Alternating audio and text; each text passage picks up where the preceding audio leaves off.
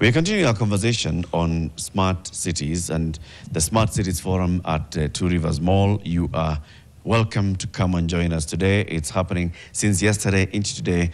Various partners, Nation Media Group, the City County of Nairobi, and other stakeholders in this space of planning of cities, architects, engineers, various organizations that think smart are here.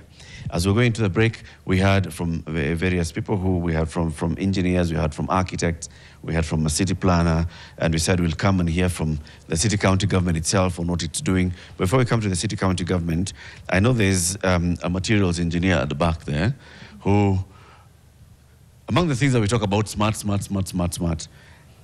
Mtu akijenga, hii simiti inajaa kila mahali na vumbi. Can we get smart simiti? Thank you very much, Eric. Good morning, Kenya. My name is Fideli Sakwa. I'm the chief engineer in Bamburi Cement, in charge of product innovation and applications. Now, interesting question you've raised there, but let me throw a spin to it. Yeah? When we look at the gaps when we speak about smart cities, one of the key things that is a buzzword today is sustainability. Everybody in this panel and in this conference, we are talking about sustainability. Now, in cement has a very big impact on sustainability. Today, we in the cement industry, we are accused of being responsible of 8% of total global CO2 emissions. Now, we in the cement industry, what we have done, Bamburi Cement, we've actually innovated our products. Each and every bag of cement that you see has a unique carbon footprint. Some, to manufacture them, the emissions are higher than others. Now, the challenge is our construction industry, we seem to be stuck in a time warp. There's a cement that we like using. We've used it for many years. It is called the ordinary Portland cement. This cement, today, we know it actually has the highest emissions of CO2. But simply because we've been using it before, it has done fantastic structures, but the body of knowledge has moved. Today, we know things that we did not know before.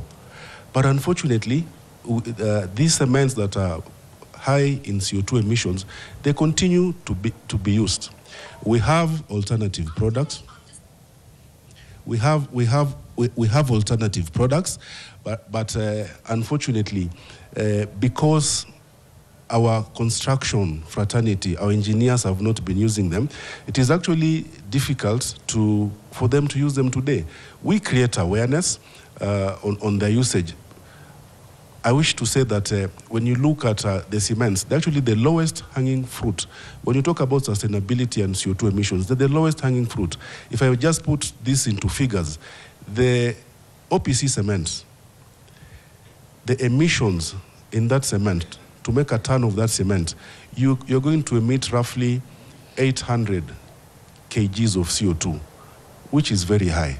We have alternative cements whereby we've reduced that emission from 800 all the way to the range of 250 kgs of CO2. But unfortunately, the industry is not using these products. And to give a graphic example, there's a bridge in Mombasa, it's called Makupa Bridge. Makupa Bridge initially was meant to have used this OPC cement. And the good thing that happened, they used a green cement. The emissions were so low that one bridge actually saved 10 million kilograms of CO2. Now try to imagine if you can extend this to all these skyscrapers you are doing, to all these bridges, to all these roads that you are doing with the OPC cement, that will be a massive, massive saving of CO2.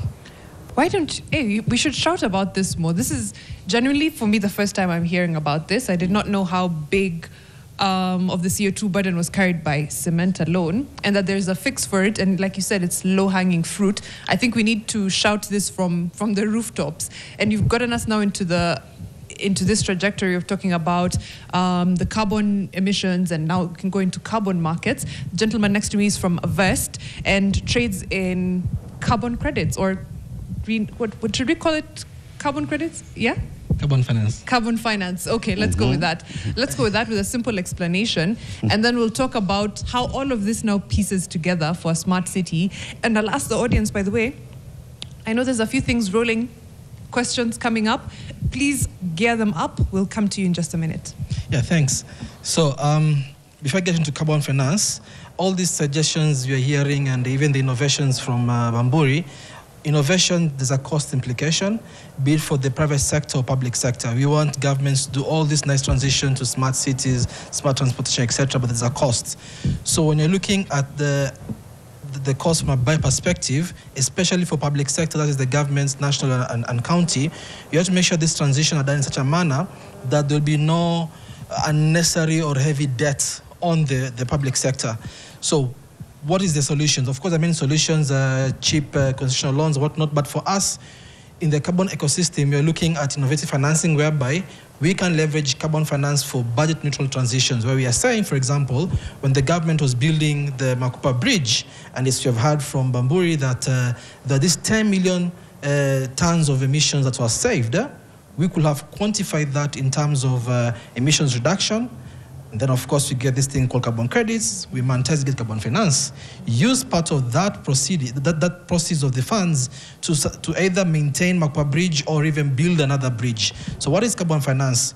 We know from our homes, for example, that when you're cooking with firewood, there's a lot of emissions. Yes, there's a lot of emissions. But we then know that there have been these innovative jikos, cook stoves.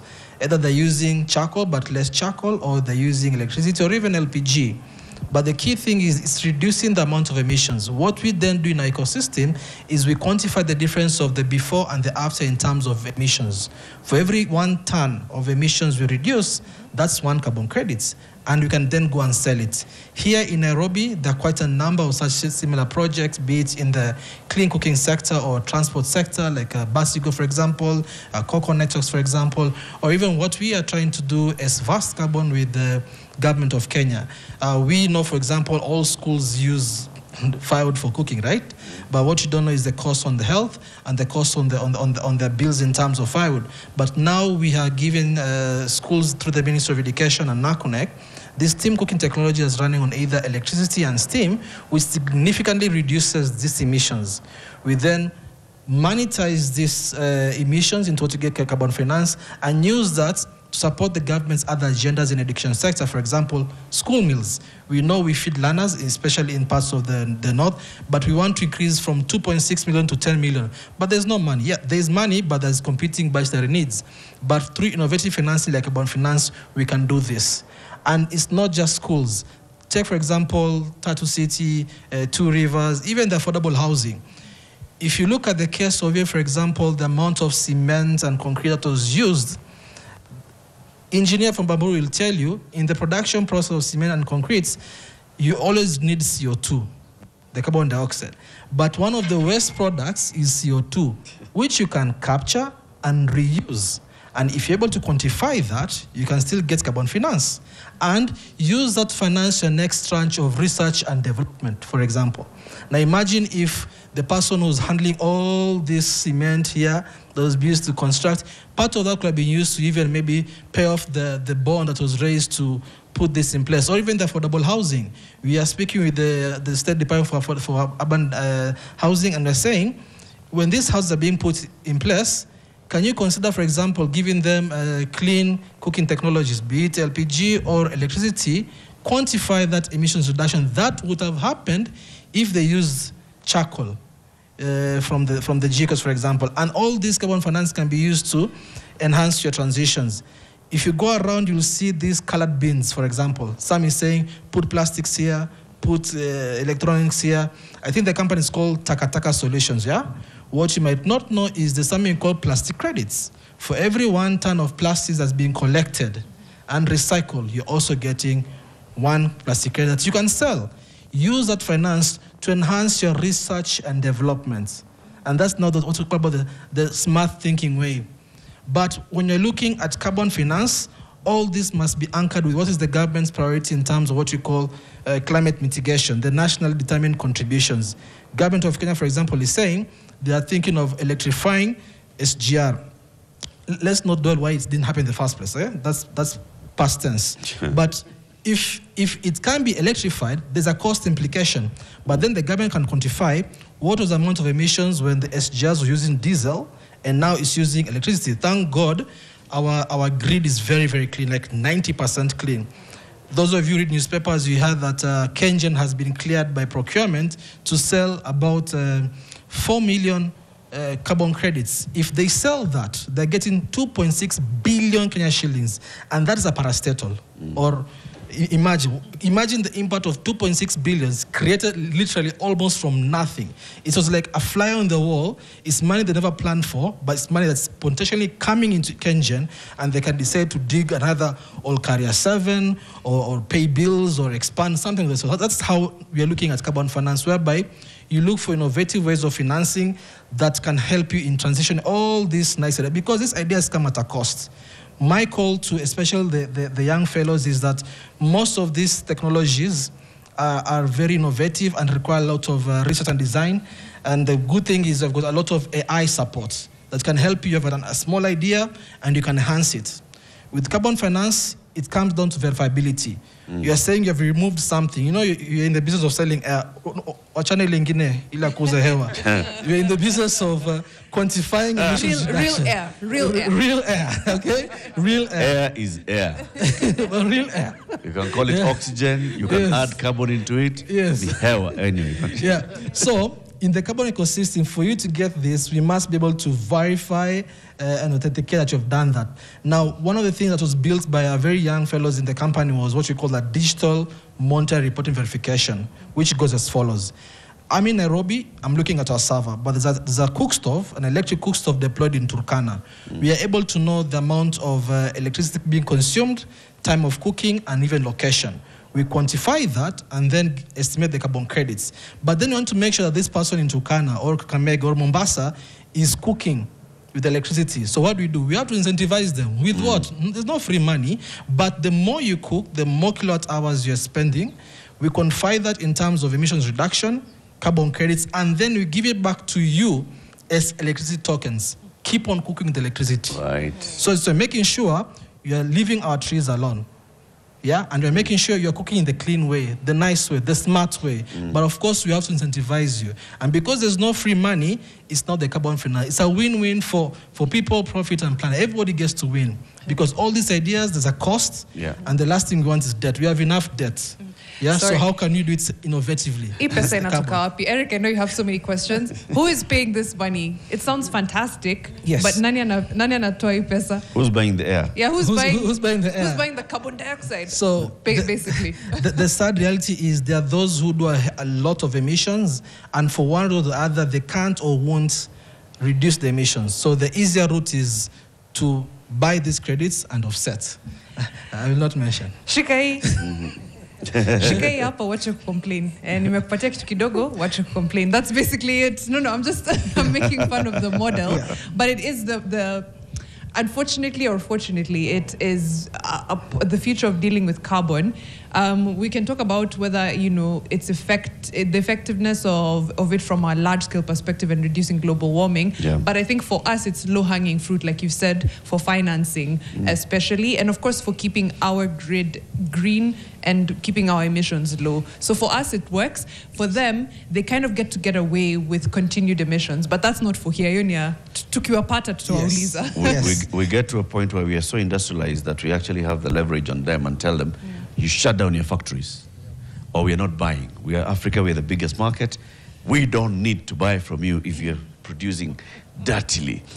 As I listen to all these conversations from everybody who's in this room, everybody knows, everybody has actually good knowledge of what a smart city should look like, and an idea of how we can get to a smart city.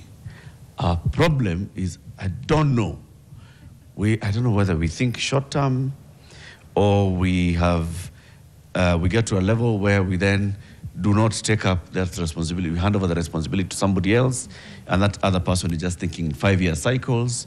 And the 5-year cycles are also because we want them to deliver for us in 5 years. Because why can't we incorporate all those ideas that we're talking about? Why can't we hear what the planners are saying, what the engineers are saying, what the architects are saying, in terms of just moving us towards a smart city? Why? Ni shida yetu niko wapi, Dr. Nyanja? Yeah, I know she's been wanting to answer this question. And then we can hear from the people also making policies. Kina Senator huko watuambie what's happening. So, Okay. let's begin with you, Doc. Thank you. Yeah, my name is Dr. Anastasia Nyalita, Hustler and Business Opportunity Sector, Nairobi City County. Greetings from my governor, His Excellency Governor Sakaja. Eric and Mariam, I've had an opportunity to be in private sector for a very long time until Excellency Sakaja called me in December to come and serve, December 2022. And before then, I was also in KEPSA, Kenya Private Sector, which is very good at public-private dialogue. And for me, this is where it all starts. Yeah, the biggest challenge we have is that the collaboration. That's number one. Of course, number two, the government is doing a lot, but how much does the private sector know what we're doing? The development partners engage us quite a lot, and that's why we do a lot of partnerships. I know you've talked of the 5-year cycle, but indeed, we have very, very, very solid plans. But don't we just have plans? We have experts. Everybody here, all the experts who have spoken here, their colleagues, who went to the same school, very specialized, are all sitting in the city county of Nairobi, and they're doing a very, very, very good job.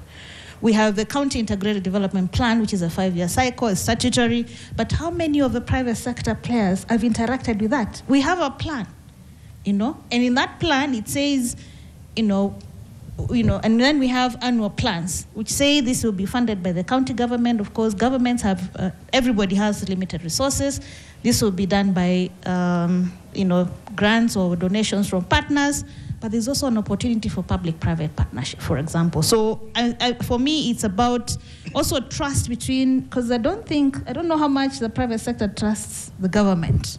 Anything being done by the government, and I'm saying this because I've been in KEPSA, for example. But I want to say in those days when you were in KEPSA, when you were in the private sector before you joined government. Why didn't you trust the government? What was the level of trust in the private sector?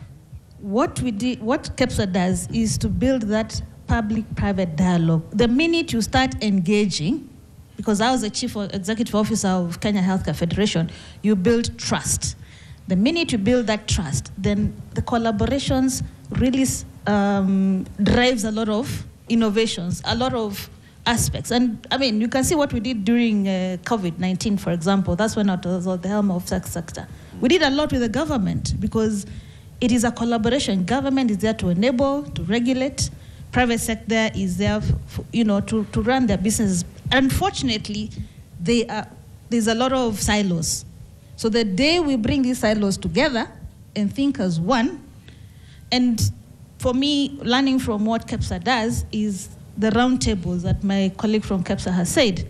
That quarterly, we used to call them, they're called multi-sector forums, are very critical. Not only at national level, because I know private sector is very good at interacting at national level, but at county level, because county level, the devolved functions are devolved. Mm-hmm. So the private sector has to accept and be willing to come and have a dialogue with us on the different aspects of what we do. And we're doing a lot. For example, waste to energy, it's taking off. We have a company, we have contracted, that's taking off. I know they've talked about organic waste. We generate a lot of organic waste in our markets. That's an opportunity for you to have an understanding with us to see how you can help us manage the waste at that stage before it goes to Dandora. Dandora is getting fixed. That's not a problem. I don't know how many of you know that. So it's about really interacting to know what plans we have, what opportunities there are for partnerships, and we have a PPP Act that can be whatever. And of course, we have the annual budgeting cycle. Mm-hmm. When we call for public participations, Mariam and Eric, private sector does not show up. And this is what informs what's going to be done the next year, the next 5 years. Even the CIDP, 5-year public participation, how many people you would have had an opportunity to input and tell us all the good things and how we are going to get there. So I think for me, also for us as my experience also now as government is also, we do a lot, but we need to communicate a lot more of what we do so that also the citizens can really appreciate that, the stuff that we're doing and the plan ahead and how things are evolving. I think for me, that's what I take. But I want my CS to also talk about the vision of His Excellency the Governor for 2050. Right. And just before we go to the vision, I want to harp on this silos kidogo. I wanted to ask Senator Kasanga, can we legislate so that people stop existing in these silos? We just force them, because they could meet at Smart Cities Forum, or we could legally mandate them to meet and work together, and then we have a smart Nairobi by 2030. I mean, Mariam, you know, we have enough laws in this country. We don't need any more laws. Just one more, a final one. No need for laws. A law to make the law work. No need for laws. I think bottom line, and also just to answer what Eric has posed, is the trust deficit that Kenyans have for their elected leaders. And as long as I don't trust my leader, he could be doing the best things, but I don't care. I will never see the good side of it because there's a trust deficit. So I think for the county government, how do you build that trust? How is it that you'll ensure that the private sector can come to your forum? Every time we come, we feel we are just ticking a box. We've written memorandum until we are tired. And getting even an appointment to see the governor is a tall order. So we are not wanted. That is how we feel as professionals. We are not wanted. And maybe then the citizens of Nairobi eventually can decide, as a matter of referendum, maybe our city does not need those elective posts for governance, as opposed to having teams of professionals running the Nairobi city affairs, if we are going to realize a smart city. And that's just a very honest feeling, I can tell you, from the private sector and from where professionals are involved. I'll give you an instance. And Engineer Mairura here is constantly challenging the architects. Why is it that architectural drawings and plans that go for approvals are looked at and approved by people who are not architects? This is where the rain starts beating us. I will repeat that. Architects are the custodians of developers. We are the agents of the developer at City Hall to get your approvals. But the person who is looking at those drawings is not an architect. So how does that work? There's a time this city had a city architect. And I'll tell you, go to your internet, check who are the visionaries of Singapore, since we like talking so much about Singapore. They are architects. Fine, we are quiet. We like working in our bubbles. We are introverted citizens. But we are beginning now to come out and talk and tell you, you must have an architect at the forefront of any city dream. We have to work very closely with the planners. There's no question about it. But all beautiful cities are led by teams of professionals with an architect at the steering wheel. Trust. How does the county government build trust for its citizens? Right. I remember when eCitizen was being introduced and Kenyans didn't know about it until finally you yourself, you log in and then you see, oh, suddenly I have all these services. They're actually working, and then, oh, okay, this is not a bad idea. Where are my services such that I can feel I can begin to trust the county government? My garbage lies everywhere. The potholes, okay, some of them were repaired the other day.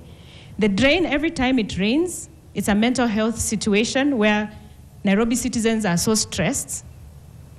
The other day, I think it was yesterday, the county secretary mentioned the volume of Kenyans at midday vis-a-vis at night. 8 million Kenyans during the day. No wonder when it rains, the city just locks up because there are citizens trying to get out of the city. I didn't realize that was the reason for the congestion that happens every time it rains. It always shocks me. Where did these cars just come from suddenly?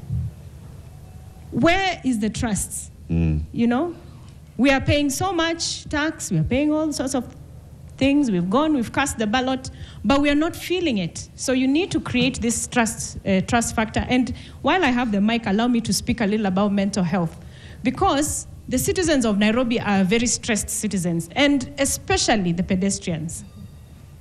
Being a pedestrian in Nairobi is a matter of life and death. Yeah. You know, walking paths that end in, I have a walking path, and this one is not a lie. I have a walking path on Gitanga Road that ends into a trench. So imagine it's raining. You've been caught by rain and you're walking. It is really a nightmare. So if we are serious about smart cities, then the county government needs also to be very intentional about such things. And we need to see that sort of action happening to build the trusts so that Kenyans now can begin to latch on. And I don't have to look for your development plans to know that there's something actually beginning to happen. So I think that is, sorry, that's my view. You've said it very well. And yeah, sorry, there was the county secretary wanted to respond. Yeah, as the county secretary is coming, county secretary is also the head of the county public service. So let's also understand that, yes, the public service in the county is where the professionals would be. That he's actually heading a team of professionals who should include the architects, planners, engineers, and so on and so forth. But then above the public service is a team of politicians that I think just goes ahead to influence. Yes, the governor is a politician. The governor is above this public service. And the people who are making decisions in this county, in government, in this country, not just county, are they more focused with doing business than with actually delivering services to the county? And the reason I'm saying that is because of these comments that I'm seeing here. Cecily says the private sector does show up in public participation, but whatever we recommend never passes the boardrooms. The Kikombe, the waziri that spoke about public participation forgets that after public participation, the elected officials retreat back and pass whatever they think benefits them best, not public interest. Okay? And when it comes also to the issues of trust, and Dr. Nyalita, you know, you worked in the private sector. This is what you are seeing from outside looking in. And you are seeing, why is it that whenever we participate in this, we write memoranda, just like architect Kasanga is saying, we engage. By the time that thing moves, somebody else is sitting and wondering, na hapa pesa iko wapi? The solutions are procurement-led solutions. You've talked about waste management. You've talked about how you have contracted somebody to manage our waste. When people hear that, they're just thinking, so the county government has identified somebody who will make money from the waste and not the solution of waste management. But county secretary, respond. All right, thank you. You know, I listened to Senator speak. I had to check twice whether it's her speaking, because one, you know, this is someone shooting herself. As a senator, one of the responsibilities of Senate is that they are custodians of devolution. Yeah. And if you who is a custodian of something don't believe in it, the best thing in today's challenge senator to do is actually... Senator is not in the current Senate, by the way. Oh, she's not in the current Senate. Yeah, but she served in Senate. She served in the Senate. So having served in the Senate, then she knows better. I mean, because that is one of their key responsibilities in the Senate. And looking at the city of Nairobi and where we are, and her claim on the approval process. When architects do send their drawings in, the engineers send in their drawings, it's not an individual who approves. And it would be absurd if an approval was done by an individual, because that's not I know that's a committee that sits down and brings in a multi-number of professionals. There's an architect in there, there are engineers in there, there are planners in there, and they all make their comments. And on top of just our professionals who are employed in the county, the professional bodies in build environment are also represented. I know the architects are represented. I know the engineers are represented on that particular committee that sits, and they go through it. And on top, should you be unhappy with the decision made on your approval, for example, your approval has been denied, you have an appeal board where you can appeal again. Again, that appeal board has a number of the professionals represented, so that can relook into your drawings and your development plans. And if they are in agreement, then again, they will allow them through. Some of the challenges we face are actually not government cost. This, like I said earlier in the morning, citizens must not always think about their rights. You must also think about your responsibilities. And each one of us must be responsive in the spaces we operate in. The plans we have are good. They think through about the infrastructure, about the transport. They think about the housing and urban renewal. They think about how we can use the land use under the zoning. All those policies are in place. They think about the public spaces and the environment. They think about public participation, and that's why if you put a drawing and the public within the area you're putting up this particular development have concern they raise, then we have to actually ask you to do a public participation with them before the approval is done. But the developers will do the public participation and sometimes do what I call it, I don't actually call it public participation, it's a cosmetic event that they organize, 10 people from that neighborhood and quickly bring a public participation that is signed. And because when you go deeper, especially when litigations now arise, is actually when you realize, kumbe there was no public participation in essence. And that brings a lot of challenges. And I want to challenge the professionals in the built environment. Your work speaks to the future of us achieving a smart city or not achieving it in a great extent. And as we regularize these processes and we work collaboratively with you, your responsibility as the beginner, the initiator, is very important. How you advise your clients on what they have to do and insisting on it is very important. And we have to work collaboratively with each other. As a county, we look forward to Strategy 2050. We are currently working on a gazettement of the zonings, which will see some changes in some areas.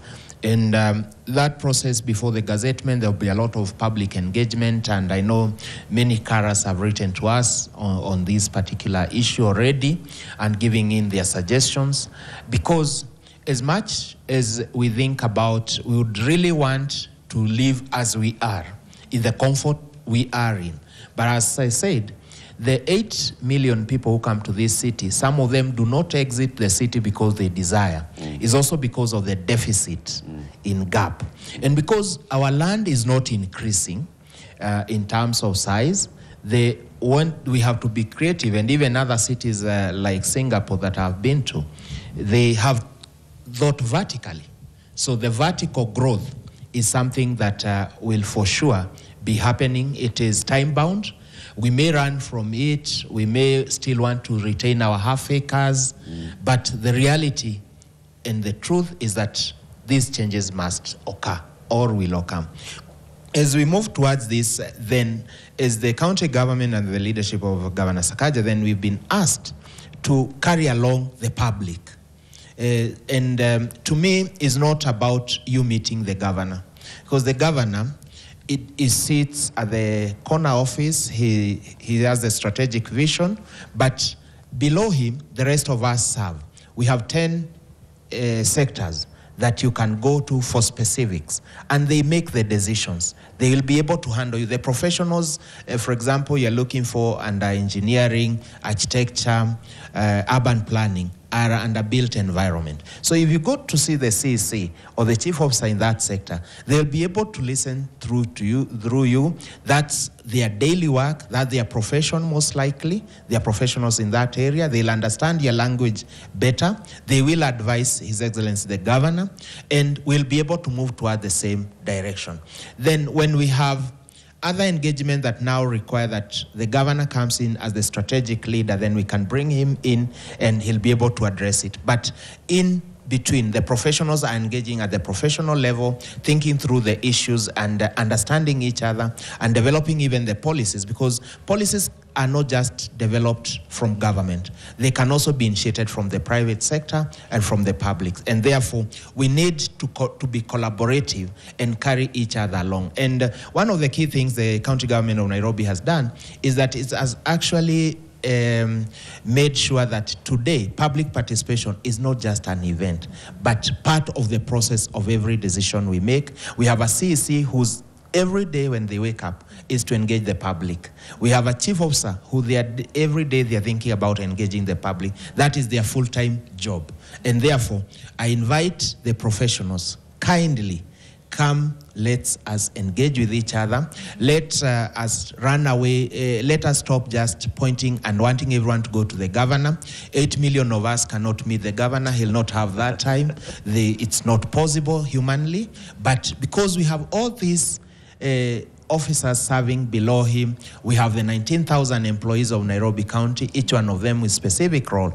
Can we meet each at their specific role and allow them to engage each other? Thank you. Right. Let me just add shortly. Yeah? All right. And I'll ask the audience, anyone with questions for someone on the panel?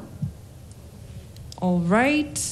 So I've seen one or two. We'll just come to you after Daktari speaks and get your questions very quickly, because I think it's good to engage you guys as well as those online on what we can do to actually build a smart city and how you think Nairobi is working so far. But very briefly, Daktari. Yeah, thank you. Thank you, CS, for clarifying that. And also, maybe a lot of you are asking, how do I get to communicate to the county government? So all your written communications need to be written to the county secretary, who is the head of the County Public Service Board. And when it gets to him, it is disseminated to the respective sectors. Sectors are like your ministries at national government level. That's number one. Other than that, just to clarify, the customer service number that you can call is 1508. If you call that number 1508, then it goes, you will be directed in the right, whether it's an emergency or you are not sure where to get additional information to. Otherwise, you can visit our customer service center or call the customer service center. So I just wanted to clarify that, and especially how do I communicate to the county and ensure that the information goes to the right person. So the county secretary is a recipient of all external communication, and the efficiency is guaranteed. Thank you. All right, thank you so much. Let's get to the audience now. I had seen one or two hands up. Kindly, you can stand and give us your question. We'll get a microphone down to you. Tell us your name and the question, if it's for anyone in the panel in specific, or if you just want it handled. Thank you. My name is Clifford Mbithuka from Mount Kenya University, from the School of Computing and Informatics. I direct my question to the representative from Konza Technopolis. So what are the lessons that have been learned, be it success and failures, that help us in making better decisions in the future? Make it more moving, we are moving more in the tech side of things. We are moving to things doing AI, blockchain. What are these lessons that you have learned that will help us have better cities that are coming up? And then to our government, I would like to ask you, what are one thing you should remember, we are the people who are electing you guys. So as the senator is speaking, this is the voice of the people. It's not the voice of the senator. These are our voices. So you getting shocked hearing if this is the senator speaking, make us wonder, because this is our voice speaking. And now we would like to ask, what is the measures or the implementations that the government is making to ensure that the isolation of implementing all these policies is from the government only to public and private sector? Thank you. All right. We'll answer the question for Konza Technopolis, but I think the clarification was made that Senator Kasanga is no longer in the Senate, but I understand what you mean as far as why the gap, I think, would be your question. But let's begin with Mambo ya Konza and the learnings that we can take from building Konza so far. Also, how far are we from realizing Konza's potential, like the full plan? Thank you very much. I'll ask how far Nairobi is, and then we can benchmark against that. But that's on a light note. Yeah? Thank you very much for taking an interest in Konza. Of course, lessons learned is one of the key things that would take to ensure that the city is replicable in other areas, and of course gets to move even much faster in the implementation stage.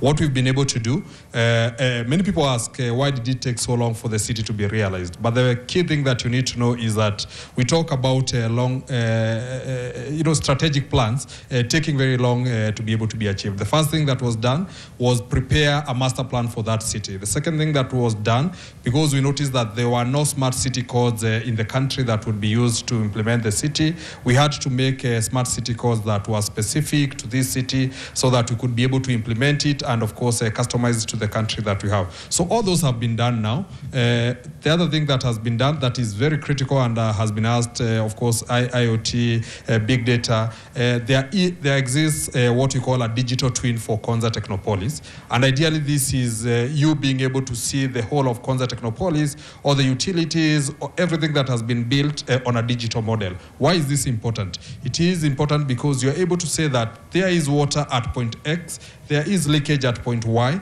This block is consuming too much power. This block is actually producing more power because we mandate everybody to actually have solar panels on their rooftops. So you would say that this building is actually producing more power than it's consuming, and as such, they need to be given, of course, some rebates or anything else that comes along. So the big lessons that we've learned is that it takes a long time to lay the foundations. Past that, of course, you also need to build the capacity. I want to say that I was not trained as a smart city engineer. Ideally, I was trained as a civil engineer in JKUAT, but post that, you have to actually train yourselves, reskill yourself for you to be able to actually deliver that vision for the country. So all the foundational work has been done at the moment. Data is being collected on a real-time basis. So the future decisions that are going to be made on real-time basis. Thank you.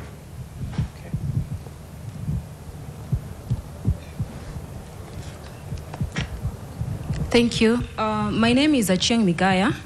I'm from Siaya and I'm a gender inclusion advocate. My question goes to the chair TSPAC. I wonder, what is the place of gender inclusivity in urban planning and design? And why I ask this is because when you look at policy documents and frameworks, for instance, when you look at the Siaya Municipality Charter, the Siaya Municipality Integrated Development Plan, the Siaya Municipality Public Participation Framework, and the Siaya Municipality Gender Participatory Framework. Gender inclusion and gender integration is mentioned in all of these documents. But then the key actors, who is supposed to ensure that the needs of women and other gender minorities are included in urban planning and design? Mm-hmm. Thank you. That question was directed to? Oh, okay, all right, there we go. Okay, thank you very much for that question. I think I may also want to start from where one of our speakers here did indicate. As a country, there is adequate legal framework, even in respect of the agenda issue that you are raising. Starting from the Spring Law, our Constitution of Kenya is very clear about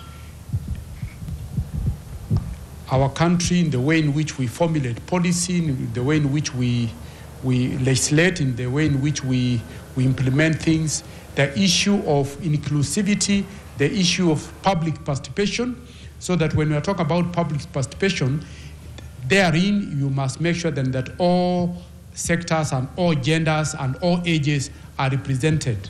So there is adequate provision in law, as if I may put it that way. I think the greatest challenge is about the actual implementation. That is really where we miss out. And this, I think, at the very basic root, really remains with all of us as Kenyans. That we must realize that, and it starts off from Article 1 of our Constitution. We, the people of Kenya, are the sovereign. All authority starts and ends with us. Article 1 of the Constitution. that all arms of leadership or institutions really are under us. And I think if we pick from that point, we will be making a great step moving forward.